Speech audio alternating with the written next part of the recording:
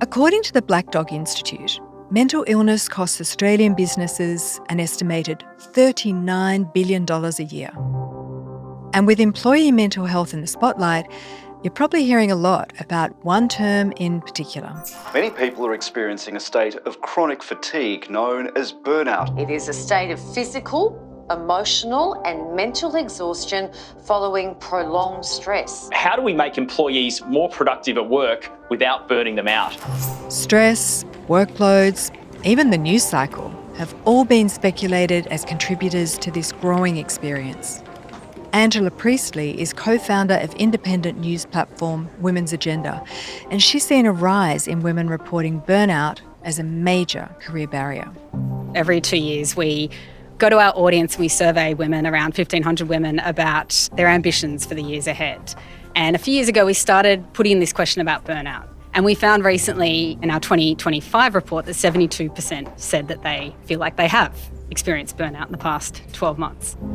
So if such a significant amount of the workforce is feeling this way, what can be done to get our employees and ourselves back to fighting fit?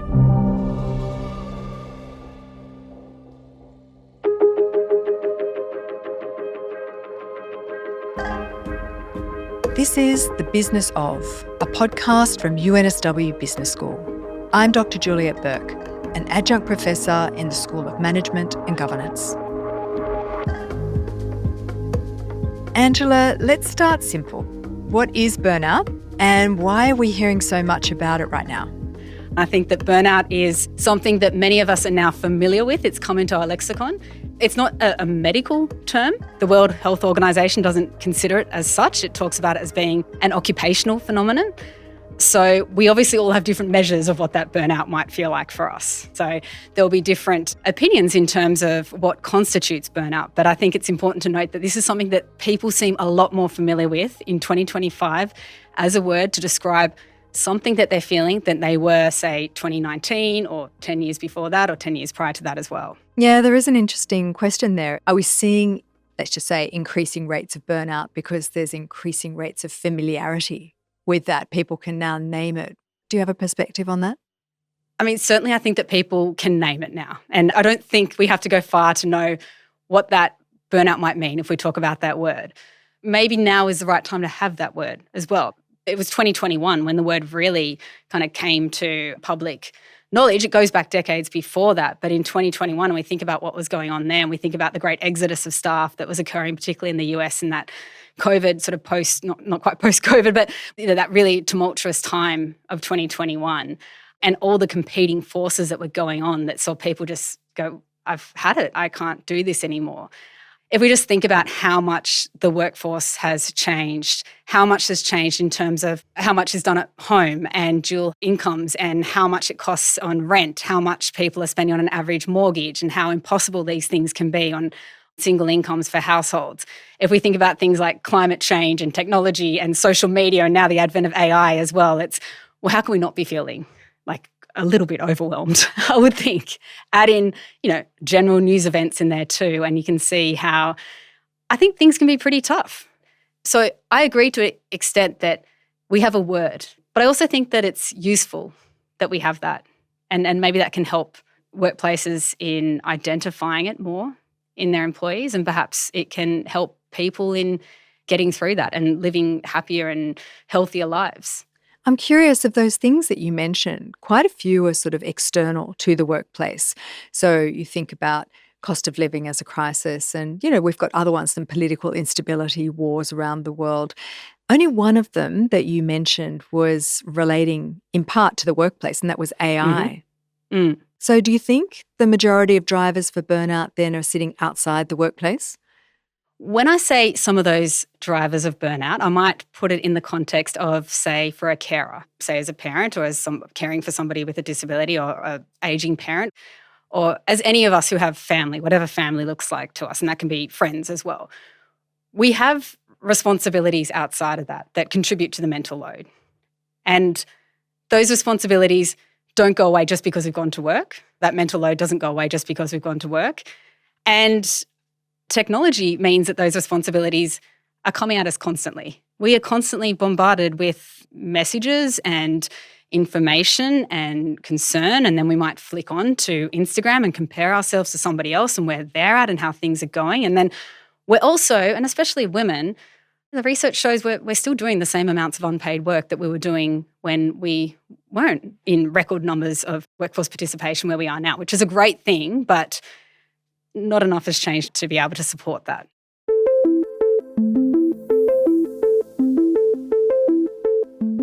Like Angela said, technological advancements have impacted our ability to focus, both at home and in the workplace. But according to Professor Barney Tan, there are ways businesses can use technology responsibly, both for productivity and good employee mental health.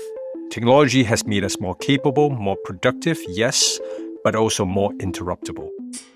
Tools like Slack, Microsoft Teams, and Zoom, they've also blurred the boundaries between work and rest. And unless we rethink about how we use it, we'll keep paying the price in terms of energy, focus, and well-being.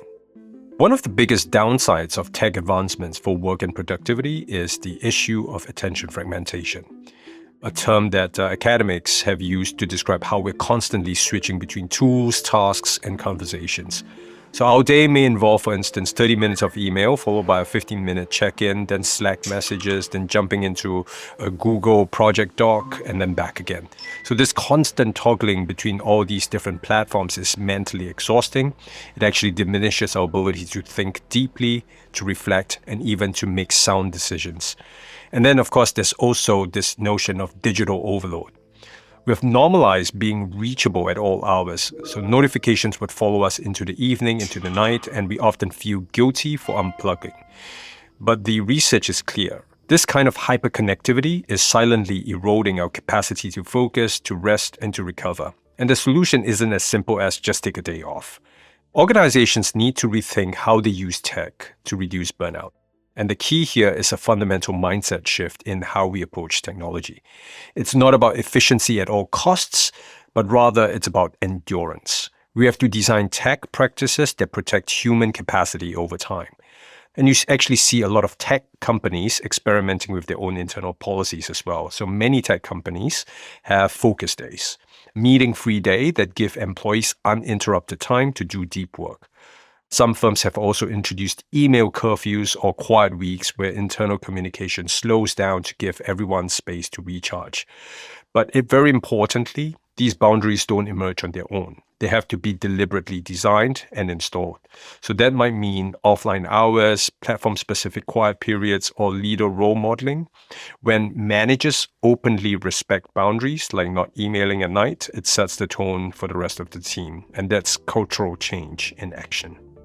So in the end, tech can absolutely be a force for good, but only if we use it with care. If we're deliberate about when, why, and how we connect, we can build work environments that are not only more productive, but also more humane.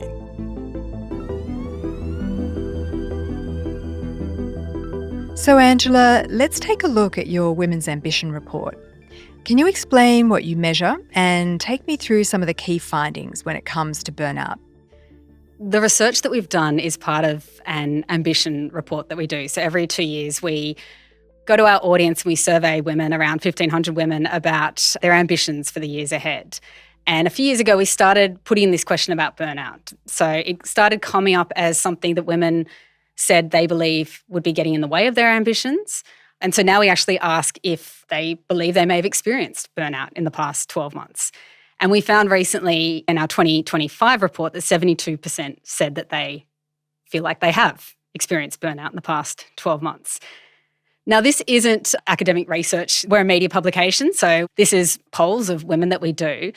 But it is really interesting, and it is consistent with findings from a similar report and a question that we asked 2 years ago as well. And I found it is consistent with findings around other research that is done on burnout. And in your survey, did you identify what the drivers of burnout are in the workplace? We did ask this of this audience. And so obviously this is just one survey, and I'm not saying men don't experience burnout, because I'm sure they absolutely do. And I'm sure some of these findings may or may not be relevant to them, but I'm sure some of them at least would be. So we asked of those that said that they do believe they have experienced burnout, 33% listed a difficult boss, 21% said parenting responsibilities, 25% noted about paying less than they were worth, and around 1 in 5 put it down to workplace bullying. So if I go back to the difficult boss one, because I think when I look at workplaces and our experience of work so often amounts to the experience that we have with that immediate manager. And I just think when I look at workplaces, I think that is the first place they can start, is to address those cultural issues that are happening at that individual level. Because if it's making people feel burnt out or exhausted or miserable or depressed or something else, if it's making people want to leave, it's costing them huge amounts that they may not ever be able to realise later on. So I think that's the first thing that should be addressed. We've seen some evidence that the new right to disconnect clause may be having a positive impact on how people work. Do you think there's a connection between these boundaries and improvements in focus, productivity, even burnout rates? Yeah, there has been quite an extensive increase in productivity since those right to disconnect laws have come in. And so we look at that and think, well, what's going on there, and can it link to burnout? Because if people are suddenly have this option to disconnect, and maybe it goes back to what I was mentioning about the messages coming in and out, and all of a sudden you don't have to worry about that tranche of it and you can focus on the rest of it. It seems like there's great benefits in that. And that legislation, as you know, only applies to workplaces that have more than 15 employees. So the report was also suggesting maybe an expansion would be good for Australia as a whole. Yeah, and I do run a business of less than 15 employees, so ours would come into that. I also note that how difficult that can be. But then at the same time, if you have a business, I mean, the other research that I've seen is also the cost of burnout. And there has been some great figures quantifying that out of the US. So not Australian again, but it's also just from this year. That puts it down to costing between $4,000 and $17,000 an employee. So if you get to a large corporation, you're getting obviously into huge costs from the things like absenteeism, presenteeism, or people who are actually looking for a job while they're at work. These kind of consequences that the researchers are putting under this label of burnout to see the cost of it. So as a small business, you could look at that and think, well, how can I ensure that we're warding against those costs and ensuring that we are doing the best by our employees, and maybe taking this as seriously as businesses of over 15 do. And even if it's not legislated, this right to disconnect, that maybe we see it as a good thing to introduce. I'm wondering if there are any other side effects that you can see of this sort of burnout cluster, or at least an extreme form of stress. Mistakes is another big one, and that does come into the report that I just mentioned too. Also, the impact that it has on those colleagues. So those around you who, if you're seeing that somebody's not putting in 100%, how that impacts what you'll do, or perhaps that burnout is affecting you as a manager, and all of a sudden you're one of those 33% managers that are affecting the person underneath who are saying that they feel burnt out because of you. So I think that is another side effect, would be this, how it comes for other people, this its own kind of pandemic of a sense of how if people are feeling burnt out here, like that impact that they'll have in terms of that contagion effect, that it will go to other people too. We talk about, and this has been around for years, is the idea of the brilliant jerk. I'm sure you've heard of that term in business, and it comes up in a couple of different large tech, US tech companies especially, where the idea of the brilliant jerk was where you get this rainmaker and this person that is just so amazing that like we just let their behaviour slip, even though they're just causing all this catastrophic damage along the way. But they're just too brilliant. We cannot function. We cannot grow as a business without them. But then we're forgetting about the toll that they're taking on everybody else. And I've definitely heard that it increases workplace conflict, because when you're feeling that extreme form of stress, you just don't have the ability to be gentle in your communications to other people, to be thoughtful, to, take the time to be constructive. You get very task-oriented. In thinking about our conversation today and talking to other people, what people were feeding back to me, and I just want to check in with you, was that the remit that they might have is larger than they previously had. They are worried about externalities. They're worried about the world. They're worried about geopolitics. They're worried about income security. But they also think, okay, I'm worried about AI. Is it going to take my job? What do I have to do? And there's no time to get on board with training. And then they're worried about turnover, because every time someone turns over, it's potentially more work for them to do. That sounds like a lot for anyone to take on. And I wonder, where's the off-ramp for that? That just seems like a cluster that is going to be difficult for anyone to manage. And how do we get out of that cycle?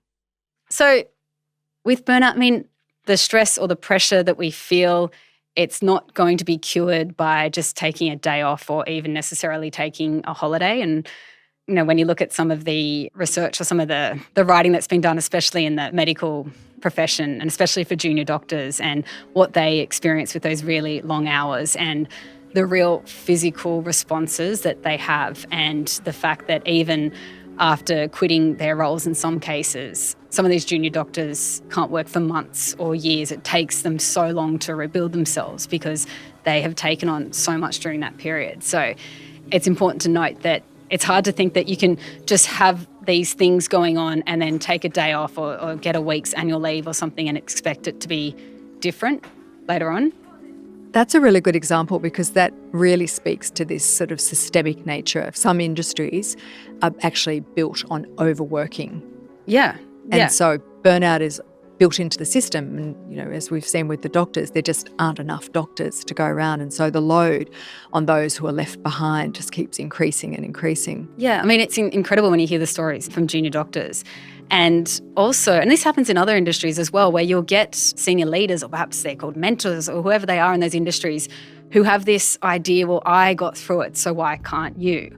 But they are also talking about getting through it in a very different time as well, when perhaps they had a wife at home, or perhaps they had someone managing the domestic load who wasn't working themselves, or perhaps the hours were different. Perhaps there were more doctors back then. You know, it's not fair to compare what you're experiencing, say, as a junior doctor, say 30, 40 years ago, to what those junior doctors are experiencing today.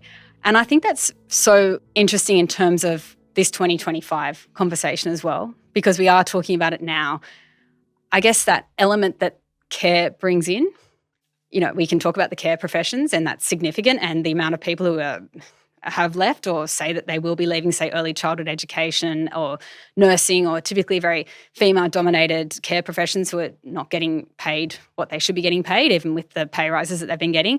But also talking about that unpaid care that goes on for so many people, maybe on top of their care profession work, but otherwise on top of their work as well. And even though you've talked about the caring professions, in some ways, managers can be that caring part of a workforce as well. They're feeling that high sense of the need to care for their staff. So I can imagine that's playing into, you know, what we're seeing around burnout. Yeah. I mean, think about AI, where we talked about earlier. If staff are concerned about AI, somewhere along the line, managers or someone needs to support them through that.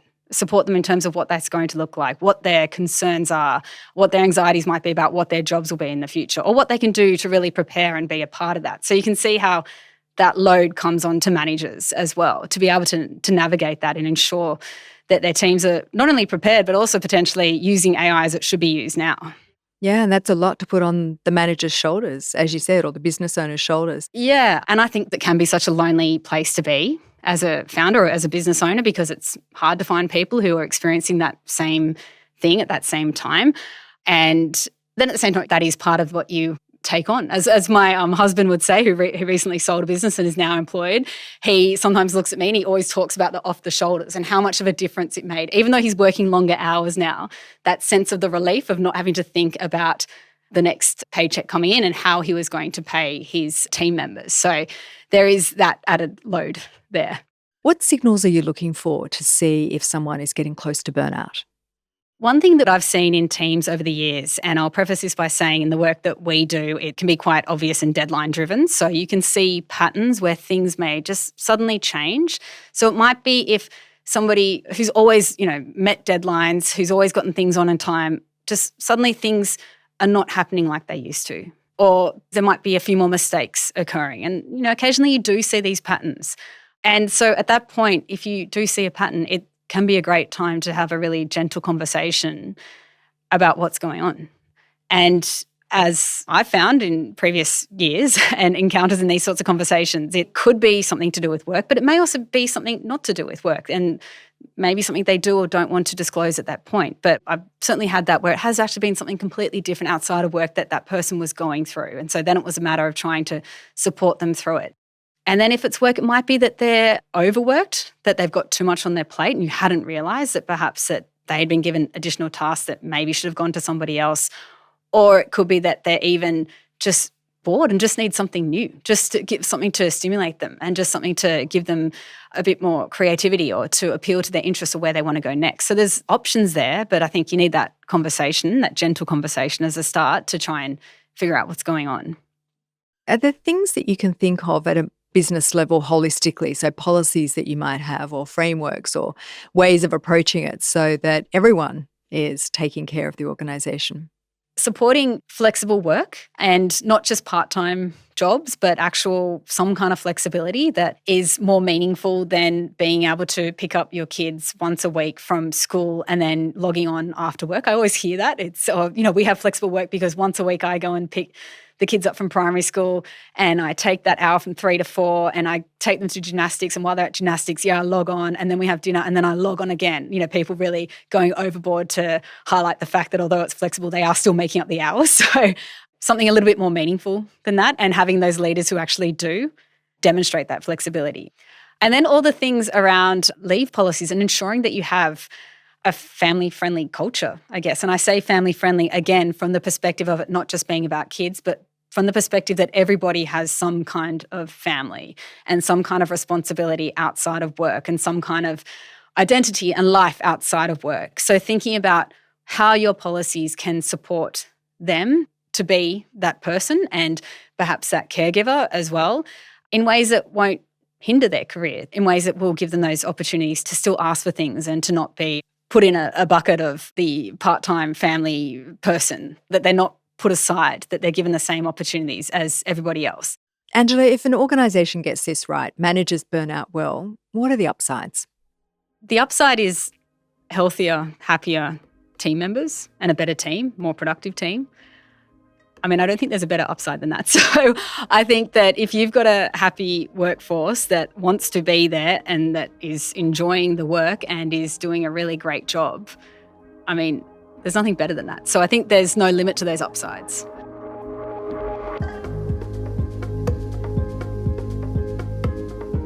Thanks to Angela Priestley for joining us on this episode. If you'd like to read the 2025 Women's Ambition Report in full, you'll find a link in our episode notes. The Business Of is brought to you by the University of New South Wales Business School, produced with Dead Set Studios. To stay up to date with our latest podcasts, as well as the latest insights and thought leadership from the Business School, subscribe to Business Think at businessthinc.unsw.edu.au.